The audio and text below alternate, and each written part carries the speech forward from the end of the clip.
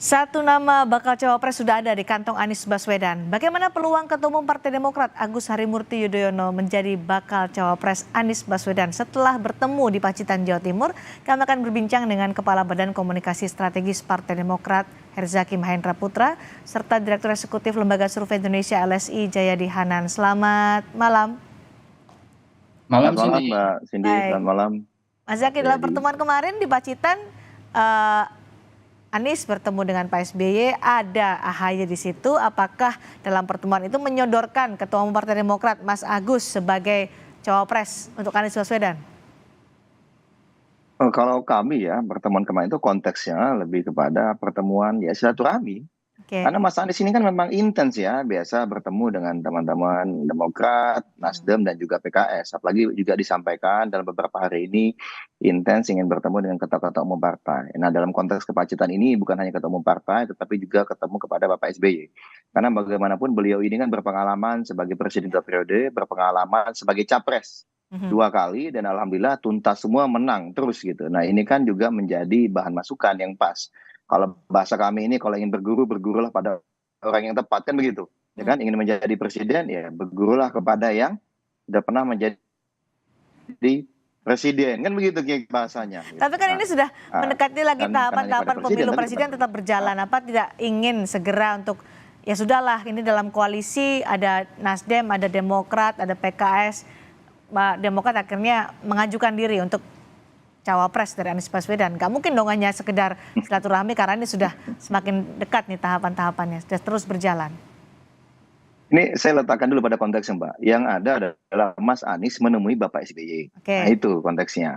Kalau Mas Anies yang datang menemui Bapak SBY, masa kemudian Pak SBY yang menyodorkan nama, kan tidak pas gitu sebenarnya. Ini minta restu kan ke gitu. Pak SBY untuk AHY menjadi Ya, cawapresnya, begitu?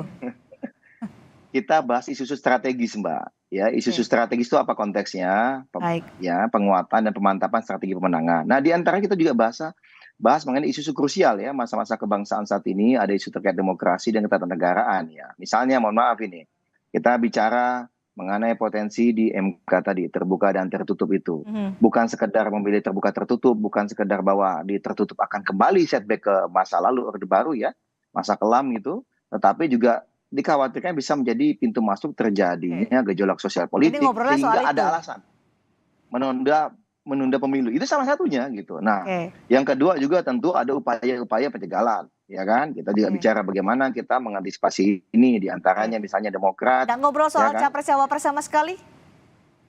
Itu bicara tentu, bagian dari itulah, namanya strategi pemenangan, Pak. Masa nggak bicara mengenai capres-cawapres? Tapi kami strategis yang kami bicarakan, kami tidak bicara mengenai waktu deklarasi. Nah, ini kami tekankan dulu nih, nanti wah kapan deklarasi Mas, atau ini namanya siapa? Kalau tidak waktu artinya nama atau tokoh yang akan diajukan, atau ya kalau tadi nggak mau menyodorkan, diminta restu lah untuk menjadi baca presnya Anies Baswedan gitu. Ya kalau nama kan sudah jelas tadi ada di kantongnya Mas Anies, berarti kan kalau kita ingin tahu kita tanya ke Mas Anies, gitu aja Mbak. Gitu.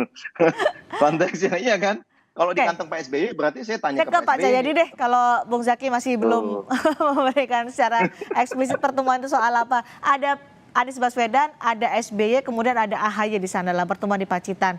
Anies Baswedan datang langsung ke Pacitan. Menurut Pak Jayadi, ini pertemuan membahas soal bacawa pres di mana AHY menjadi bacawa presnya Anies Baswedan, atau masih jauh dalam perbincangan itu? Ya pasti, saya yakin itu pasti itu dibicarakan. Kalau ditanyakan apakah itu menunjukkan bahwa AHY yang dipilih, kan kita belum bisa menjawab iya atau tidak. Ya. Pasti pertemuan itu memperkuat dugaan bahwa, atau memperkuat posisi AHY bahwa dia akan menjadi salah satu calon kuat untuk dipilih sebagai cawapres atau bakal cawapresnya Pak Mas Anies gitu. Nah, ada 2 soal di sini ya. Satu, memutuskan siapa yang menjadi cawapres itu kan satu soal. Tapi mengumumkannya itu kan ada soal lain. Ya. Karena mengumumkan itu adalah bagian dari strategi juga. Katakanlah misalnya AHY sudah diputuskan sebagai bakal cawapresnya Mas Anies. Tapi saya kira belum akan diumumkan dalam waktu dekat, kecuali kecuali Ada kalau koalisi lain yang sudah mengumumkan duluan ya gitu. kan sebenarnya formulanya begitu saja. Tapi kalau ditanya apakah pertemuan kemarin itu menjadi sinyal bahwa AHY menjadi calon terkuat, ya belum tentu juga kan. Hmm. Tapi bahwa AHY dengan pertemuan itu diperkuat persepsinya oleh publik bahwa dia menjadi salah satu calon kuat untuk bakal cawapres Anies itu jelas gitu. Hmm. Ya pasti tentu saja ini bagian pertemuan juga pasti merupakan bagian dari konsolidasi dan pemantapan strategi pemenangan seperti kata Mas Herzaki tadi itu udah pasti. Itu Tapi seberapa kuat AHY itu bisa menjadi bacawa pres Anies Baswedan atau sebenarnya AHY menjadi pilihan tidak pilihan pertama sebagai bacawa pres Anies Baswedan? AHY kalau kita misalnya menggunakan referensi apa yang disampaikan oleh beberapa petinggi KPP ya, Koalisi Perubahan untuk Persatuan, kan yang disebut tuh katanya ada 5 nama, tapi yang sudah disebut secara terang itu 3, Aher, Khofifah, dan AHY ya. Ya.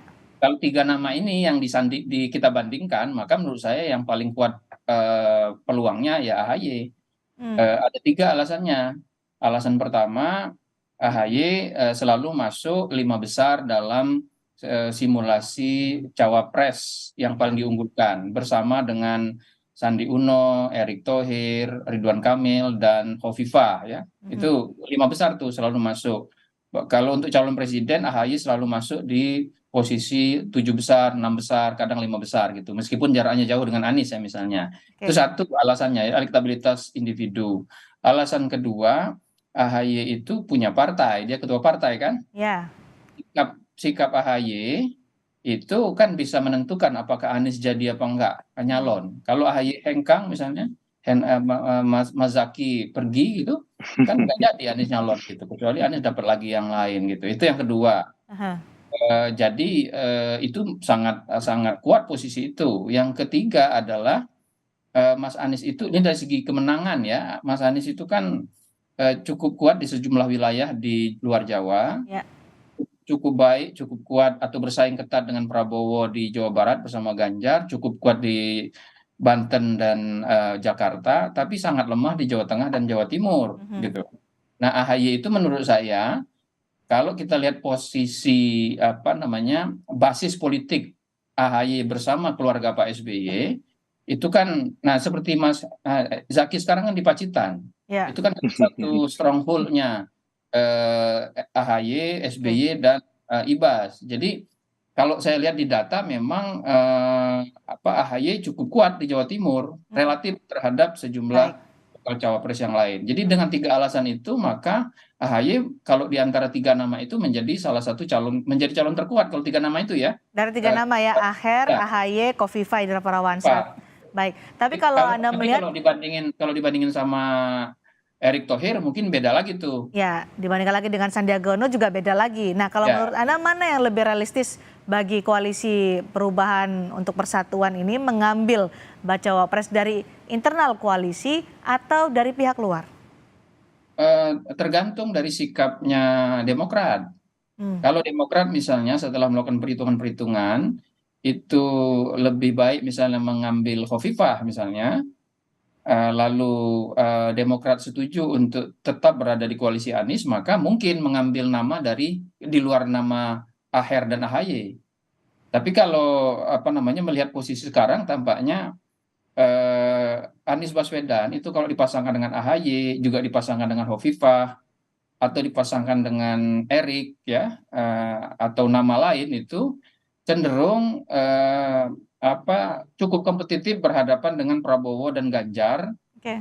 Siapapun yang dipasangkan antara Ganjar dengan Prabowo itu. Jadi saya kira kalau Bang Jeki ini cukup berkeras gitu supaya AHY itu ada alasannya. Oke, Gitu. baik. Dari Demokrat mendorong untuk mengambil dari internal koalisi, Bung Zaki? Ya, kalau kita melihatnya begini aja, ya, komitmen kami itu sudah kami berikan kepada Mas Anies mandatnya. Yang kedua, yang paling penting adalah bisa membawa kepada kemenangan. Kita tidak hanya ingin berlayar. Nah, berbicara mengenai formulasi kemenangan, memang banyak diskusi ya yang berkembang.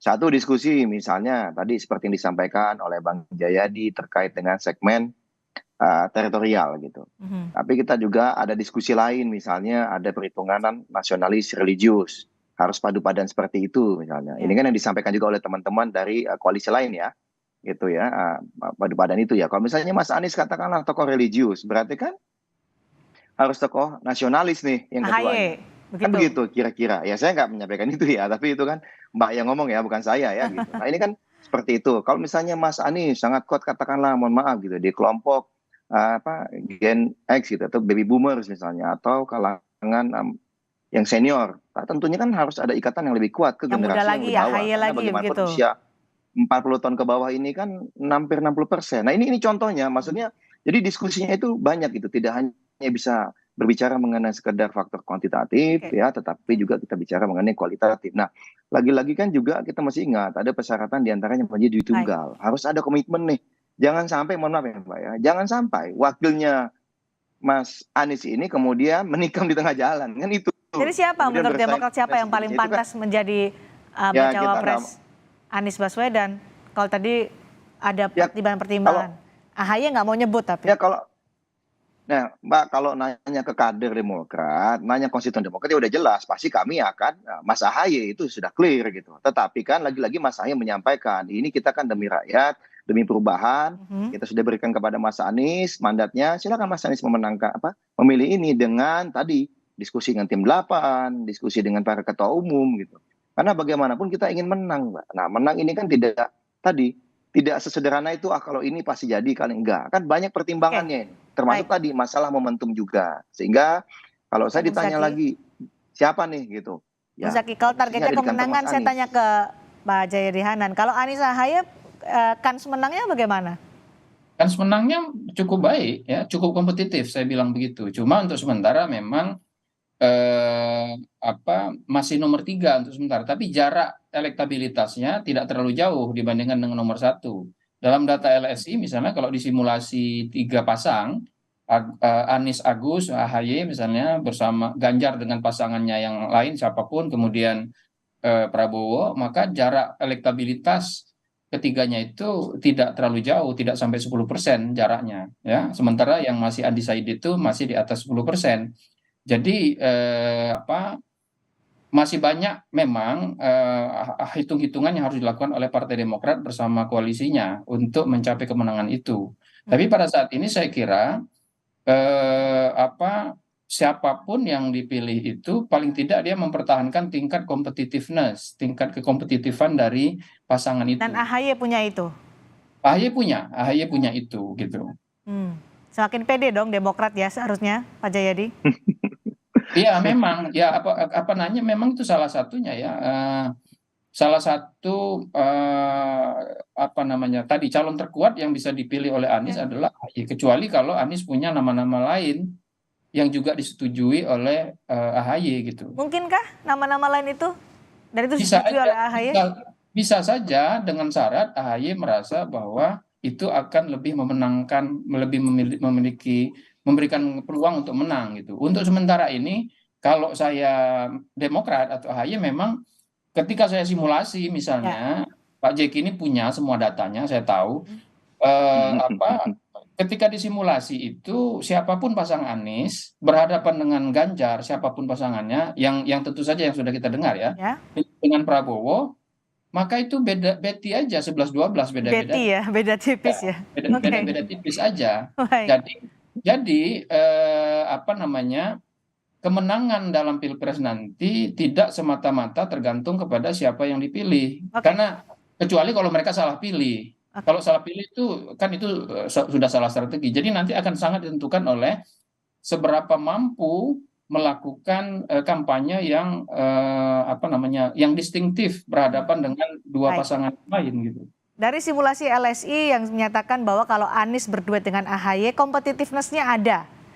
Bisa Ya. mampu bersaing lah. Nah, kalau pada akhirnya Anies Baswedan memilih orang di luar internal koalisi, tidak AHY lah begitu. Demokrat legowo nggak? Kan tujuannya menang.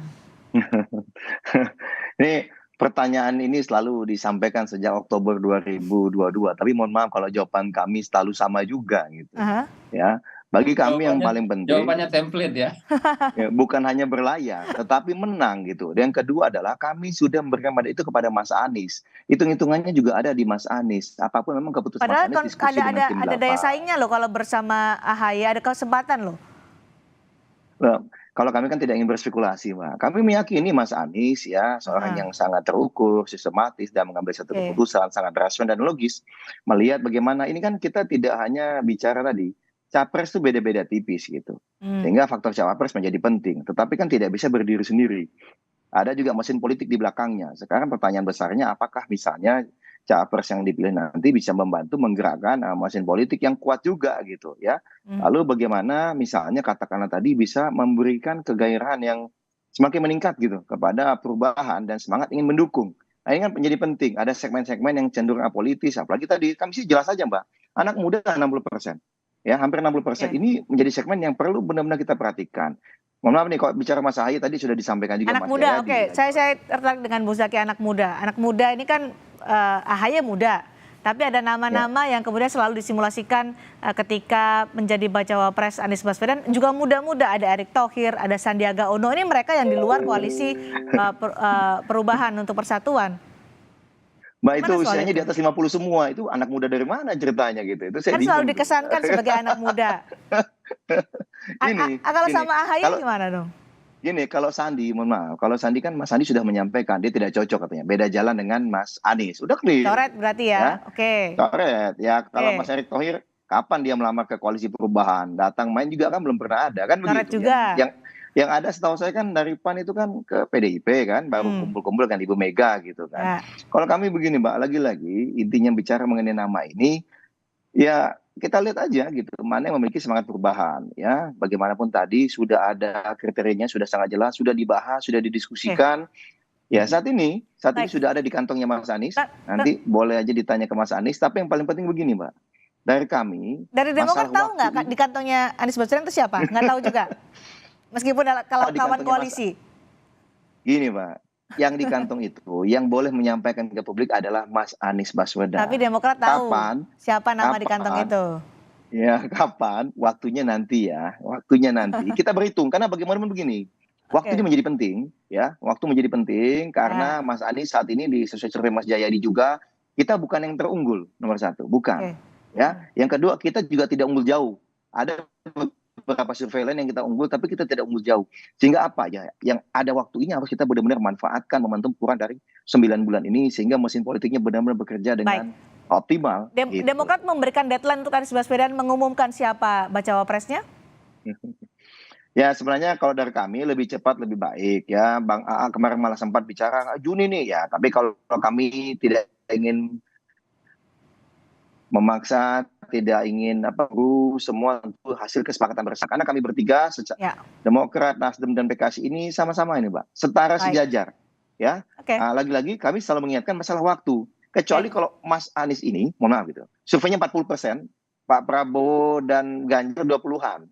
Ya kan, sehingga kita tenang aja nih. Mereka Strategi mengumumkan ini ya, pengumuman masuk dalam strategi. Oke, baik. Benar, karena kita harus kejar nih Pak. Sehingga peak performance-nya adalah di 14 Februari 2024. Ya kalau terlalu awal juga nanti ujung-ujungnya malah terlalu ngegas di awal. Karena saya mengingatkan ini lari maraton, bukan lari sprint. Baik. Butuh endurance ya, butuh daya tahan, ya, dan bisa mengatur stamina benar. Baik, Pak Jayadi tadi pertanyaan dari Mas Zaki bahwa Erick Thohir coret karena bukan kader, kemudian Sandiaga Uno coret karena dia menyatakan tidak lagi cocok dengan Anies Baswedan. Artinya nama itu yang dalam kantong Anies Baswedan sudah diketahui oleh Demokrat itu adalah AHY. Karena Mas Zaki sebenarnya santai aja nih. Iya, pertama ya Bang Zaki bilang itu terserah Mas Anies, itu kan karena dia yakin posisi AHY kuat gitu. Ya. Selain itu alasan normatif, itu kan satu. Yang kedua, jadi tadi kan sudah dicoret tuh nama-nama lain ya. Kalau itu betul, maka berarti kan tinggal 3 nama yang kita sebut itu tadi awal. Betul. Dan 3 nama yang disebut di awal itu tampaknya sulit untuk Aher ya. Karena Aher itu kemungkinan sulit untuk menambah kekuatan Mas Anies. Terutama untuk Jawa Timur dan Jawa Tengah kalau kita menggunakan strategi teritorial gitu. Ya. Kenapa saya selalu merujuk ke strategi teritorial? Karena strategi teritorial itu adalah mengandung gabungan dari semua strategi yang lain. Anak muda, NU, bukan NU, ya, untuk apa namanya, nasionalis religius dan seterusnya itu. Nah, berarti kan tinggal dua, Mbak Cindy. Iya, Tinggal Hovifah sama AHY. AHY gitu. Nah, kalau Hovifah yang dipilih itu mungkin kejutan. Tapi kayaknya belum terlihat sinyal atau tanda-tanda akan ada kejutan dari Demokrat. Jadi, iya kalau saya sementara berkesimpulan ya memang calon terkuatnya Mas Anies AHY ya. ya. Oke, baik. Sekarang sedang Tinggal kita tidak akan dengan cepat mendapatkan pengumuman itu. baik. Karena ya betul tadi bahwa calon lain pun tidak mau mengumumkan duluan. Ibarat main catur, nggak ada yang mau Jalan mengambil dulu. tidak putar duluan, nggak ada. Baik. Nggak ada. Baik. Karena itu, we will still be waiting for the waiting game. Kita masih akan menunggu permainan yang menunggu yang menunggu. terus terjadi. Permainan menunggu itu akan berakhir dalam teori ya, itu akan berakhir kalau dia sudah terpaksa berakhir, yaitu apa yang bisa memaksanya? Waktu. Oke, sekarang strategi momentum, strategi waktu sedang dimainkan. Sepertinya nama yang ada di kantong Anies Baswedan sudah diketahui oleh semuanya. Tadi Mas Zaky juga sudah mulai senyum-senyum, tapi kita menunggu waktu yang tepat untuk pengumuman siapa baca pres dan bacawa pres dari masing-masing koalisi. Terima kasih Bung Hersaki, terima kasih juga Pak Jayadin Hanan sudah bergabung bersama kami di Sapa Indonesia malam hari ini.